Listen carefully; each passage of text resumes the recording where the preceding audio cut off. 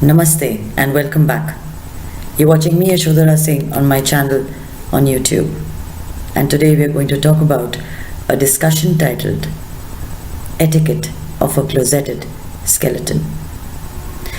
There isn't a single one of us who doesn't have a secret they wouldn't want anyone to know.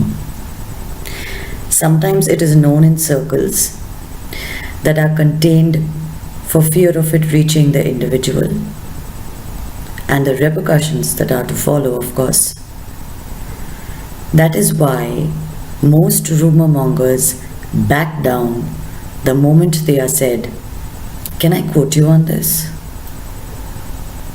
The usual beginning to such conversations is, "Don't tell anyone, but," or, "You're not going to believe this, but."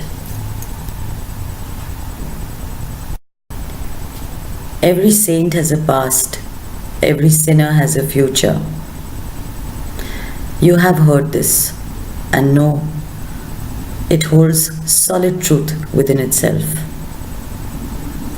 There are several renditions of the truth, ladies and gentlemen, behind stories floating around which can never be corroborated for one simple fact.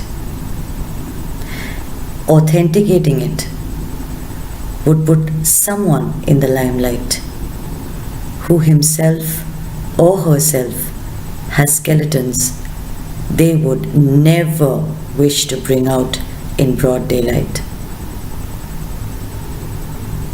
It is then that decorum is maintained by a group of individuals who live in the fear of being caught on the wrong foot, or worse, have their secrets out in the open and be looked down upon by the same crowd they were an intrinsic part of. Very rarely does something shock me, but of late, the kind of emails that I have been receiving, there is so many commonalities among people like you and I all over the world that it is very difficult not to feel personally about so many of the emails that I receive on a weekly basis. So here are two emails. Both your examples. Your first example: a small town had a new stationery shop opened by a middle-aged lady. Folks began to inquire where she hailed from, why their town of all towns, etc., etc. One day, her son told her that folks were beginning to question him since she never divulged any information. The lady's father was rich and wanted to control his grandson, her son. When she put her foot down, he asked her to leave. That was all there was to her story. Another store owner she befriended in the same town told her to say her piece, and that was that. She had nothing to hide anymore. No one spoke about her anymore either. This was your first example. The second example is another email.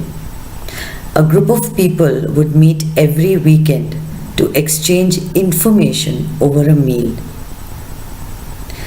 Once they spoke about a couple that would get cheap thrills from testing the trust factor by attempting to fill the couple's ears with stories, laughing it off later as a joke. One fine day, this couple had had enough. They were tired of being the butt of the jokes of this group. So what did they do? This couple gate crashed one of these parties, openly narrating each of the group members' secrets, and walked off thereafter. The group never re-met again. So here are your two examples.